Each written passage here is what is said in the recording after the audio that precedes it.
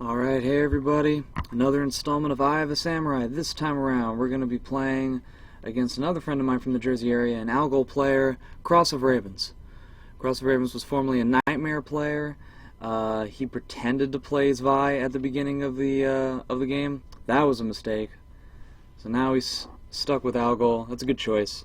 I'm going to be doing what I'm going to be doing here. So these are 3 games that I played with Cross of Ravens on a particular day, and then the video that's going to be coming out next week is going to be another 3 matches with Cross that I had the very next day. So this set and the set that's going to be coming out a week ago were about 24 hours apart, and hopefully I'll be able to demonstrate the different adaptations that I make or Cross makes, or maybe that we don't make, maybe that we continue to make mistakes. So the very first thoughts, it's Algol versus Mitsurugi. I think this is a matchup that Mitsurugi wins. Algol's a very powerful character. He has a huge comeback factor. You have to deal with massive guard breaks. Meter combos are very dangerous, and 6-6B is very much like, if you watched my last video, kind of like Bull Rush, which is a forward-moving tech crouch, which can be very scary, but at the same time can be just guarded for a pretty solid punish. The reason why I think Mitsurugi wins it is because Algol's sidestep is really awful. And because Mitsurugi's verticals are so powerful that they can catch people sidestepping anyway, and they're able to do so much more consistently against Algol. So why don't we get started?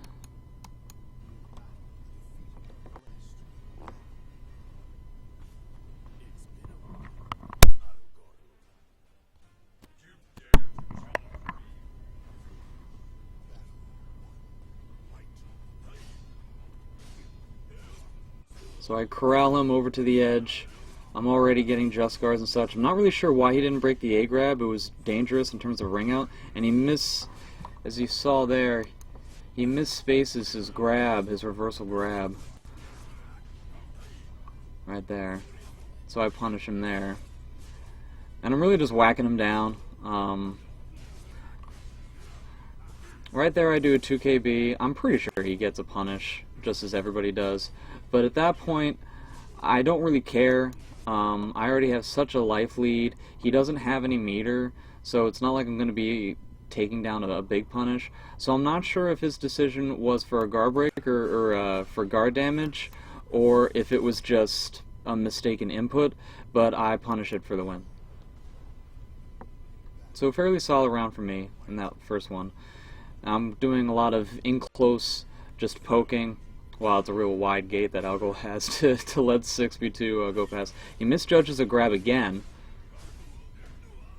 So now we're both just mashing in each other's face.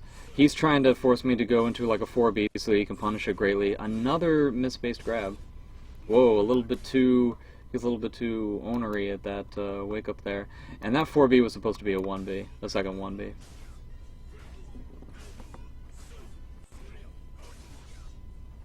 You were just hitting each other with really fast moves. Yeah, that right there was supposed to be another 1B.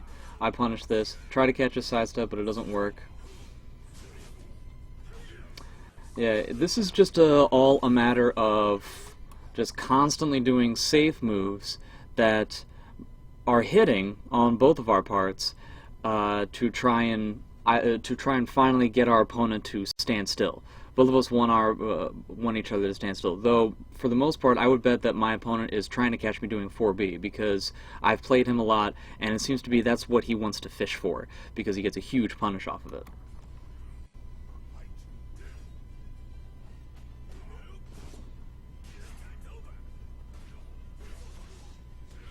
I still haven't gotten my opponent to stop pressing buttons.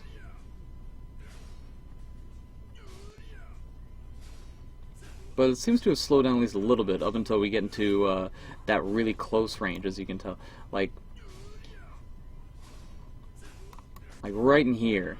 Like that very, very, very close range is where things start to go really mashy. Also to note, both of us go with like a 2A into like a 1K or a 2K because it's a low. That way, if somebody gets hit by 2A, oftentimes they'll try to get a just guard. Even if it's not going to be a punish, even if I'm not going to get a punish off of a just guard, I tend to go for a just guard just to screw up my opponent's rhythm and such, but the low attack will stop that from happening, not to mention I'll just get hit by it and I'm kind of in the exact same position that I was in before. But I end up sidestepping out. And he finally catches my 4B. I should really just stop using 4B in this situation. It's not entirely necessary against Algol, and it's not going to be able to beat most of his pokes when I'm getting hit by 2A there. I should just sidestep like that.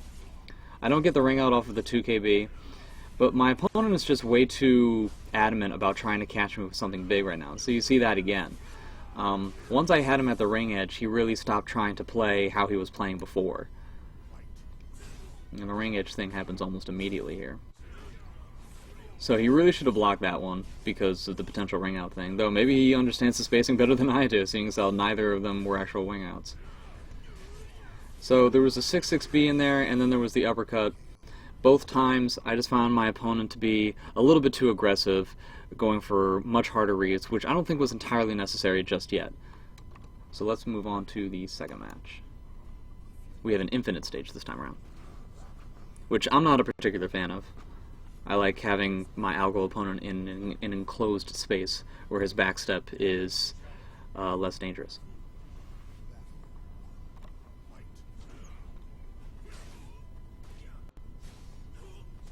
Now he's incorporating side steps, a little bit more bubbling.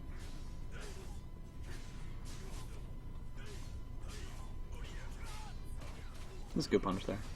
I'm not sure why I got hit by the second 2 hits.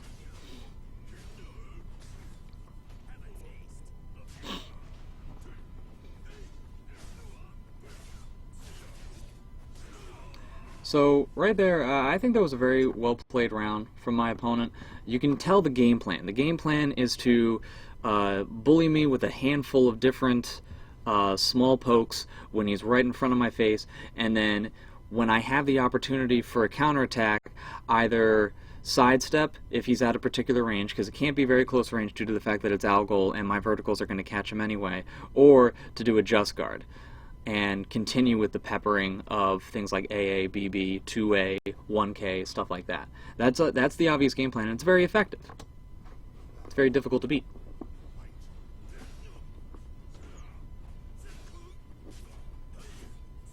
So I'm trying to keep it at a bigger space right now.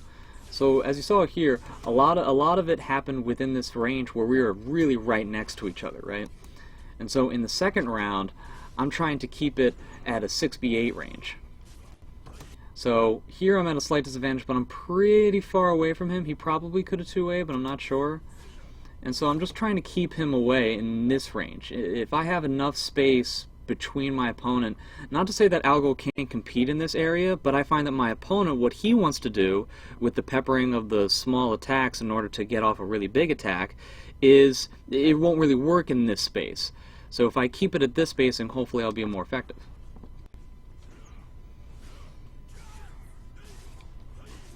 He tries to get up with a poke there. And I just decide, even though I have the life lead, maybe it wasn't necessary for me to use the meter there, but I just don't really like the idea of the Algol comeback factor, so I just want to finish the round off right there.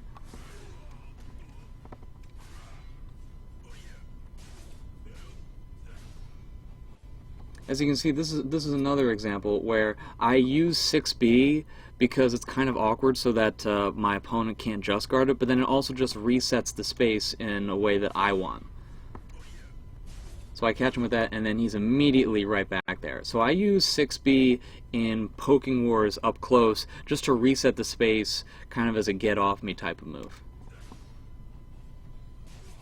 So here I'm doing like 1-1B stuff, and you see he's playing a lot more timidly than he was before. Now I'm back into his space and he starts doing things again. Ooh, I misspaced the 2-3-6B charge.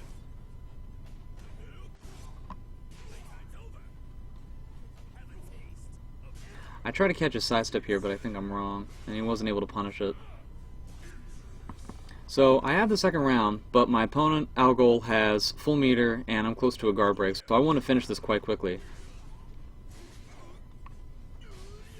So I'm trying to do the mix-up train. I keep forgetting that what my opponent, Cross of Ravens, wants to do is that he tends to let 3B just go, and he tries to just guard the Brave Edge for a big punish.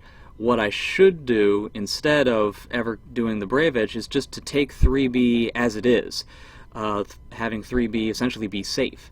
That should be fine for me, but, you know. Another misspaced grab. I'm not sure what's up with that. And then he really tries to get in.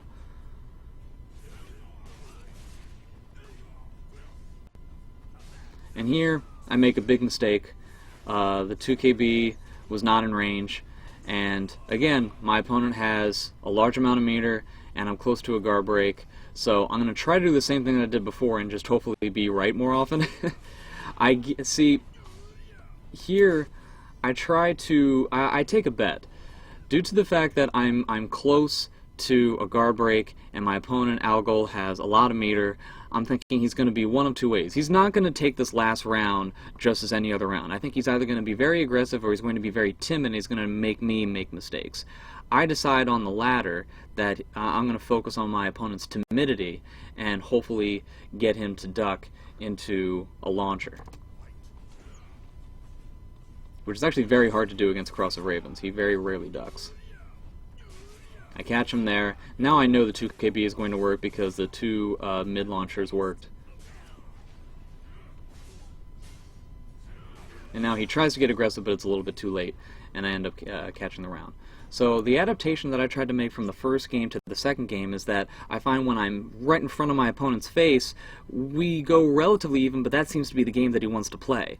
And but if I'm a little bit of wider range, like a 6B8 range, then his aggression kind of doesn't really work as well. So we're going to move on to the third game here. So I like this stage a little bit better. I appreciate it. It's just a little bit more enclosed than the Infinite stage.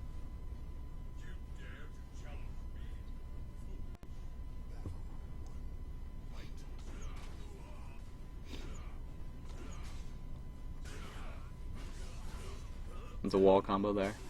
So now I'm in this range that I don't really like. I want to get out, but he's not letting me. So I decided to just take it back at him.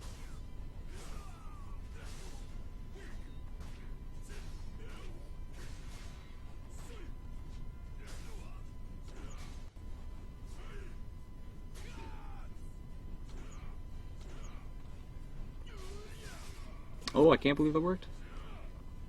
That is something that really bothers me, is that every once in a while people have these forward motion moves that I tend to sidestep but then miss my punish on, because I don't confirm what exactly I'm sidestepping. So unfortunately, that doesn't work, and he's able to sidestep there. One thing I've noticed is that, maybe it's just me, but I feel like he's doing a lot more bubbles than he was in the previous games. So maybe... So he'll take the short range, but he's trying to eliminate the 6B8 range. So now our matches are either really up close, where he's mashing against me, or we're really far away and he's bubbling against me. So he's trying to eliminate the space where I am most powerful. So you can tell that I'm irritated by the fact that I missed that one punish, because I'm automatically doing 6BB. A lot more bubbles.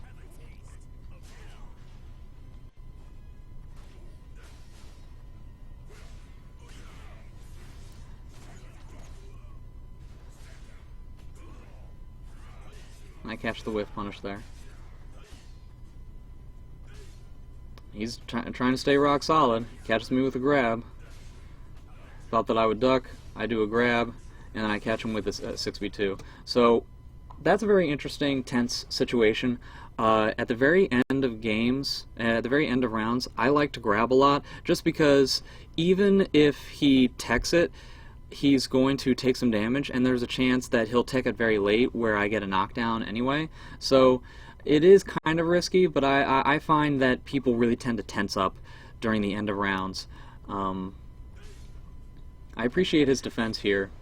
And then also, you know, he thinks that I'm going to duck, and then at this situation, I'm not really sure about the AA. I think he thought that I was going to dash in after the grab, which is true, but I feel like after the AA on whiff, I'm not really sure if he should have just stood there, because, you know, the backdash is pretty powerful there, and what I have to beat the backdash is something like 6B8, and 6B8 has been getting punished in this set by 6-6B, so, you know, I think it was a safe bet. This is, you know, hindsight in 2020, but I just feel like maybe it wasn't the best thing to do to just stand there. I think moving around would have been okay because my movement killer options have been beaten previously in the set.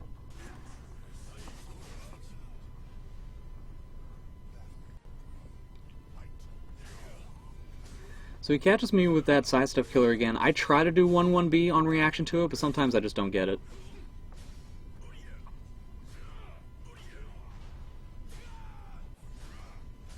Not really sure why I got hit by the second one there. The camera tracking really weirded me out there. So now I'm getting like way too impatient. I'm not sure why I got hit by that bubble, and I get hit by this bubble too.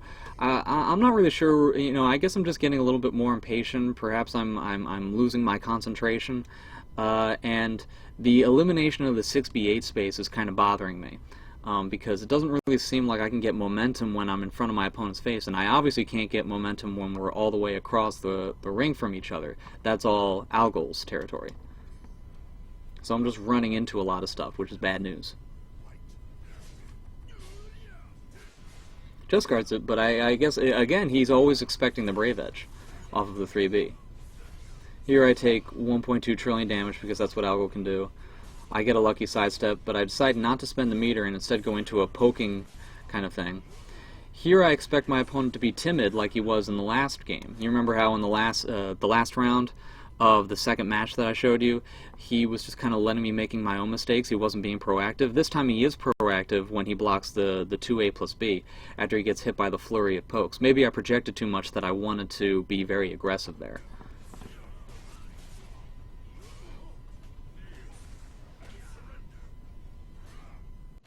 And he catches me with a grab over the frame trap. So, the first game, we both established that we're willing to just mash in front of each other's faces. We understand the just guard / sidestep mind game that goes on there.